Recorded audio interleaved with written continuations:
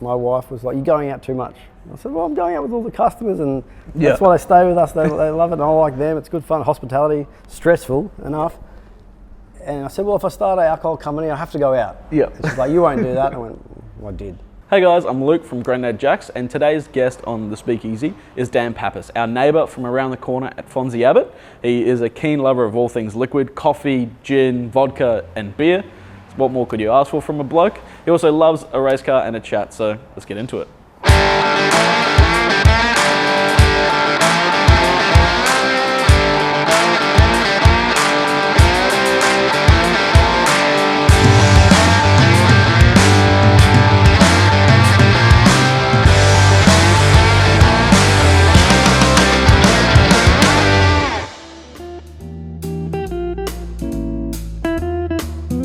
Cheers. Cheers. Thanks for coming in, mate. Thanks for the drink. Needed on a Pleasure. Friday afternoon. So who are you, mate, for those that don't know? Well, Dan Pappas. Yep. I'm founder of Fonzie Abbott Coffee Roasters, which turned into a brewing company, and now part of it's a distilling company. Distilling company? Yeah. And how long have you had Fonzie Abbott for? This year in August was 10 years. My mum had a cafe in Racecourse Road. And then it was super busy, and then we had a thing next door that we leased out, and then I think we had to fix a cold room, and then there was an empty space. Yeah. And our takeaway trade got busy, and I thought, oh, we need to do a takeaway shop next door in 20 square metres. And I thought, oh well, I was doing sport for a living then as well. And that sort of dried up, and I still wanted to travel and do things. So when I want to surf, travel, and party, what can do that? So coffee, everywhere that has good coffee, has good waves, good travelling, and fun places to visit. And so the idea was to go to the farms, and then I just bought a coffee roaster and put it in 20 square metres and started. So really, I wasn't quite sure why. Yeah, it was kind of just like, oh, I think I can do it and travel. I liked coffee a lot. I just didn't like the food side of the restaurant. I like the beverage side. And you just did you roast at start, or did you find a roaster and then kind of just? I think the theory at the start, I went to a couple of courses. But I just always said, if I buy really good products, or good green beans, or your produce is good, and don't do the wrong thing to it, you're always going to be a decent product at the end. So that was a theory. I didn't want to overcomplicate it like some people do, but just wanted to make good coffee that I wanted to drink in the morning.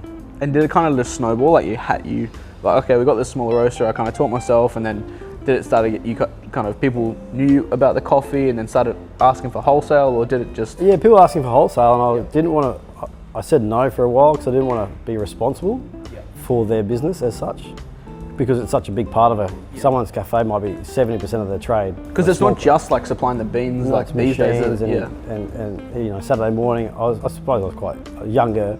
I didn't want to get phone calls if I had a big night. I didn't want the pressure of having to deal with that.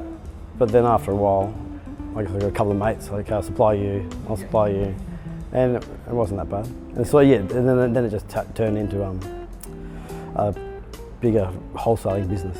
Well, I had quite a lot of wholesale customers. Take them out, and a bit of entertaining, but also enjoyed a lot of the people I met that own cafes and espresso bars. And my wife was like, "You're going out too much."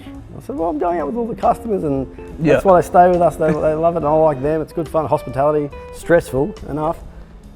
And I said, "Well, if I start an alcohol company, I have to go out." And she's like, "You won't do that." And I went, "Well, I did."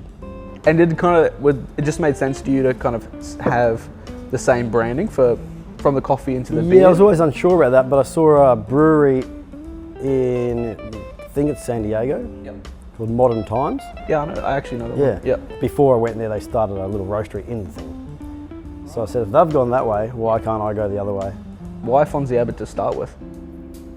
Well, it used to be my alias after 11 o'clock at night. I'd say that's who I was in case I did something silly. The Bolt.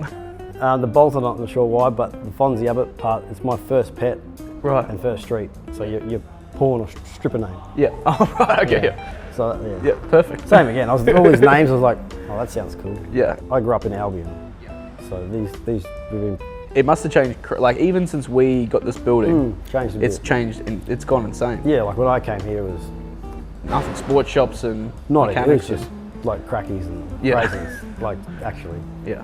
And that's what that was the last 10 years, and I've been running around here for 25 years. Yeah. earlier. So it was very different back then. But I like the. I mean, I grew up in Bowen Hills as a child and here, so sort of the grunge of it was nice. I think it's good. Yeah. I couldn't, but when everyone was telling me the flood stories, I was like, oh, okay, like, it rains, it floods. And then the other day it hailed here and almost flooded the street. And I was like, oh, God. Well, the street used to just flood normally every time it rained down the end, or even the high tide. We almost called our brewery High Tide because of that. Oh, yeah. And as kids, we played rugby at Brothers, and we'd play get boogie boards out and play on the street and stuff like that. You just knew, don't drive down there in heavy rains. I don't know how you got into the Sanitizer thing, but I think on Facebook I saw Ellen DeGeneres. Yeah, right. And it was even just before the pandemic happened. She was making homemade sanitizer. And I think I was in Sydney buying some beer equipment. And then I rang the boys and said, get some aloe vera. Because I just saw that and I went, get some aloe vera or something and mix some shit up. Mix it up, they're like, we what? go. So we need to do it, everyone's going to need it. We've been to San Diego, that's how we found the distiller who taught me. And when I was over there, I followed a bunch of the local ones there and I could see it starting to happen in the US and people producing it, and I thought, oh, that's a good idea. And then we didn't really know how about it. Then we saw the WHO document of like how you can make it. And it was literally like, we talked to all the team, I can't remember when they did a lockdown, it was like basically on the weekend. That's right. It was something ridiculous like that. And then on the Tuesday, we got all the team back in, we're like, okay, anyone who got ideas? And we're like, oh, the sanitizer. Literally the design team turned around in a few hours, had labels, had source bottles, and we're like, all right, well, guess we're doing this. We were putting like the caramel syrup, vanilla syrup pump. So like, I think they're like massive ones. 4 to 8 mil a pump. It's just like, sorry guys, we've got no lids, we've got no nothing. lids.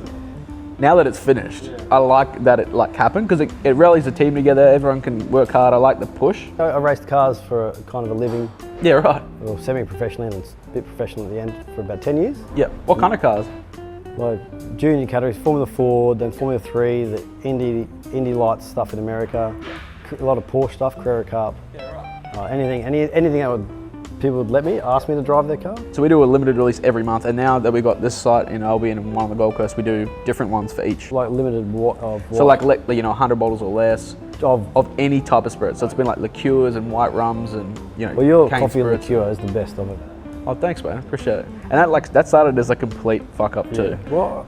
You got to show. I'm like, Adam, we need to make one. Yeah. for years, but we actually do. It literally just started as like, oh, I want to make a coffee vodka. Yeah. And then we did a coffee. It didn't, like for me, I was like, oh, this tastes like shit. Well, how do I fix this? Yeah, clear one. Yeah. Clear coffee vodka, and like, that's crap. Yeah.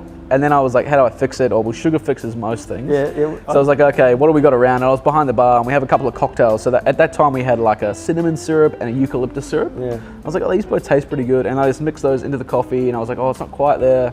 Added some, coconut and some vanilla and then fixed this batch that we made. Yeah, there you go. And then that's literally, we did 100 bottles as a limited release and it sold out so quickly. It's been part of the core range the whole time. I think we're going to can something with you guys. I think that'll be really cool. I think doing a I love collaborative stuff, like us and you guys like just around the corner. I think people don't expect it to. Everyone thinks that in this industry that it's got to be combative and like really competitive. Well, I found it very opposite. Coffee is. Yeah. Like it's because you can only have one coffee brand at a cafe, really. Yeah. So that no one wants to talk to you. Don't come in the warehouse. You'll see my beans. I'm like, mate, I don't care. Here's my recipe. Even if it's the same beans, and you roast it, it's never going to be the same. Yeah. It's like you and me making a cake with the same recipe. Yeah. It'll probably be different. Perfect, man. Well, I think we might have got a nice little challenge for you. So we'll get cracking on that. But thanks for coming to chat with me, mate. It's been nice. Cheers. Hope you enjoyed your gin and tonic. What's this one? Pleasure. This is Greenhouse. Greenhouse. I like it. Yeah.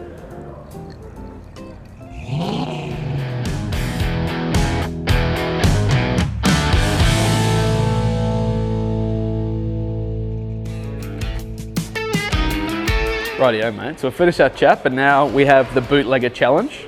Yeah. Basically, you're gonna have to run down there, put a bottle on the back of the ute. Yep. We're then gonna barrel down the centre of the distillery. You're gonna have to go around the barrel and then deliver it to the bar. Had a few drinks. You'll be right. You're kind of behind the wheel, I guess. Yeah. Okay. When does the time start? It's basically as soon as you've gone to get the bottle, I'm gonna start the timer. And then it's got to get to behind the bar, behind that line over there, and I'll stop it. All right? 3, 2, 1, go. Focus.